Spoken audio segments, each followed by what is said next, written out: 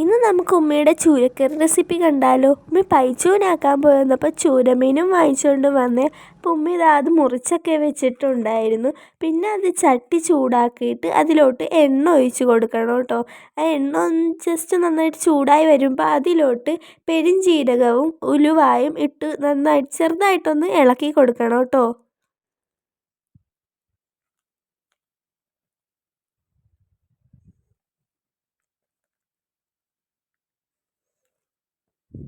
അതിനുശേഷം ഉള്ളിയും പച്ചമുളകും ഇഞ്ചിയും വെളുത്തുള്ളിയും ഒക്കെ ഇട്ട് നന്നായിട്ട് പിന്നെയും ഒന്ന് നന്നായിട്ടൊന്ന് ഇളക്കി കൊടുക്കണമേ. നല്ല രീതിക്ക് തന്നെ ഇളക്കണമേ. അതൊന്ന് വഴറ്റി എടുക്കണം.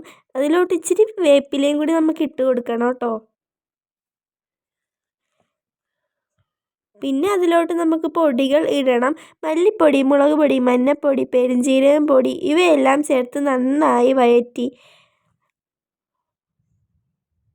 നന്നായിട്ട് തന്നെ വഴറ്റണം. അപ്പോൾ ഉമ്മ അതൊക്കെ ഒരു പാത്രത്തിലാക്കി എടുക്കുന്നുണ്ട് കേട്ടോ. അപ്പോൾ ഈ പൊടികളെല്ലാം നമുക്ക് അതിലോട്ട് ആഡ് ചെയ്യണം കേട്ടോ. അപ്പോൾ അതൊക്കെ ജസ്റ്റ് ഒന്ന് ജസ്റ്റ് ഒന്ന് വാടി വന്നപ്പോൾ ഉമ്മ അതിലോട്ട് അതൊക്കെ ഇട്ട് കൊടുത്തു.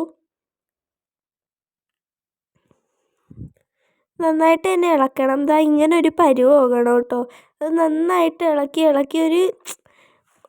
ഒരു കളറൊക്കെ ജസ്റ്റ് ഒന്ന് ആ മുളകിൻ്റെ കളറ് മാറുമ്പോൾ അതിലോട്ട് നമുക്ക് ഉപ്പ് ആഡ് ചെയ്യണം. ആവശ്യത്തിന് വേണ്ട ഉപ്പ് നമുക്ക് ആഡ് ചെയ്യാവുള്ളൂ.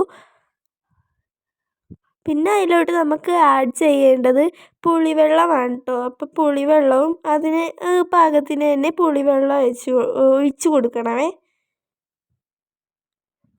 എന്നിട്ട് അത് തിളച്ച് കഴിയുമ്പോൾ അതിലോട്ട് ഇച്ചിരി അധികം വെള്ളം ഒഴിച്ച് കൊടുക്കണമേ. ആ വെള്ളം ഒന്ന് ജസ്റ്റ് നന്നായിട്ട് അപ്പം നമ്മുടെ ചൂരക്കറിയുടെ ചാറൊക്കെ റെഡിയായി. അതും ഇച്ചിരി ഒന്ന് റെഡിയായി വരുമ്പോൾ അതിലോട്ട് നമ്മുടെ ചൂരമീൻ ഇട്ട് കൊടുക്കണം കേട്ടോ.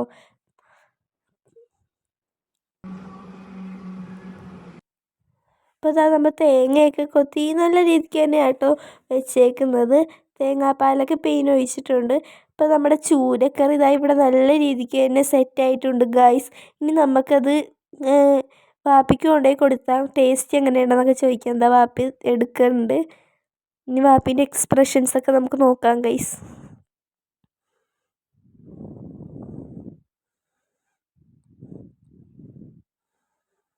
അപ്പോൾ വാപ്പി നിന്നിട്ട് സൂപ്പറാന്നൊക്കെ പറയുന്നുണ്ട് ഗൈസ്. ഇന്നത്തെ വീഡിയോ